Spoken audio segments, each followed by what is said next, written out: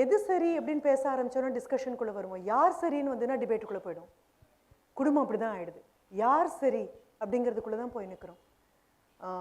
நான் போன தடவை நீங்கள் கொடுத்த அவகாசத்தில் பேசினேன், அதுக்குள்ளேயே தான் மறுபடியும் வரேன்.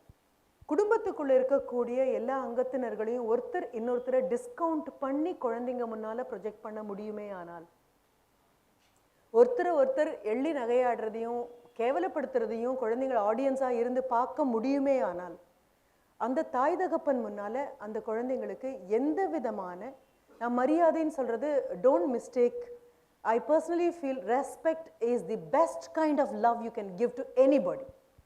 அன்பு அப்படிங்கிற பேரில் யாரையும் எள்ளி நகையாடலாம், காயப்படுத்தலாம், அம்மாவை கோவப்பட்டுடலாம், அப்பாவை கோவப்பட்டுடலாம், முகத்தில் அரைஞ்சு கதவை சாத்தி தாப்பால் மேலே போட்டுக்கிட்டு தனியாக 10 மணி நேரம் படுக்கலாம்.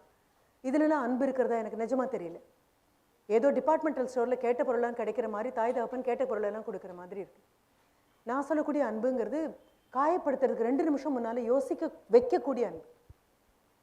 அப்பா அம்மாவை டிஸ்கவுண்ட் பண்ணுவாங்க, அம்மா அப்பாவை டிஸ்கவுண்ட் பண்ணுவாங்க. அதை பார்த்து நிற்கக்கூடிய குழந்தையா நான் இருக்கேன் அப்படின்னா கண்டிப்பாக என்னுடைய அப்பா அம்மா மேலே எனக்கு மரியாதை வருவதற்கான சாத்தியக்கூறு இல்லவே இல்லை.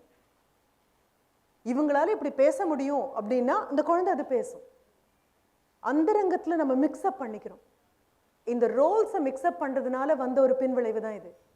கணவன் மனைவியாக உங்களுக்குள்ளே இருக்கக்கூடிய 1500 பிரச்சனைகளையும் அம்பலப்படுத்தணும்னு முடிவு பண்ணி அப்பா அம்மாவாக தீர்த்துக்கிறோங்கும் பொழுது, please remember, your child is entitled to get both your love.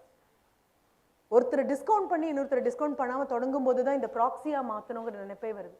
என்ன மாதிரியே என் குழந்தை வரணும்னு அம்மா நினைக்க, என்ன மாதிரியே என் குழந்தை வரணும்னு அப்பா நினைக்க, குழந்தை தன்னை மாதிரி வர முடியாமல் போகிறதுனால வரக்கூடிய திணறல். இது ஒரே ஒரு நிமிஷம் மனிதநேயத்தோட பாருங்க. ஒரே ஒரு விஷயத்தில் மறுபடியும் நான் சொல்கிறேன், ஒரு ப்ராஜெக்ட் நீங்கள் பண்ணுறதாக இருந்தால் கூட, பள்ளிக்கூடத்துக்காக பண்ணுறோம், பக்கத்து வீட்டுக்காரங்க பார்த்து கை தட்டணும்னு பண்ணுறோம், இதை தாண்டி ஒன்றா படிக்கிறதுக்கு ஒரு அவகாசம் கிடச்சிருக்கு. டிவி முன்னால் நிற்காம கையில் வாட்ஸ்அப்பை படிக்காமல் என் குடும்பம் ஒன்றா நின்று சோறுதுங்குதோ இல்லையோ ஒரு ப்ராஜெக்டையாவது ஒன்றா பண்ணுது அப்படிங்கிற நிலைமைக்கு வந்தோம் அப்படின்னா இந்த ப்ராக்சி ஆக வேண்டிய ஃபீலிங் வராது.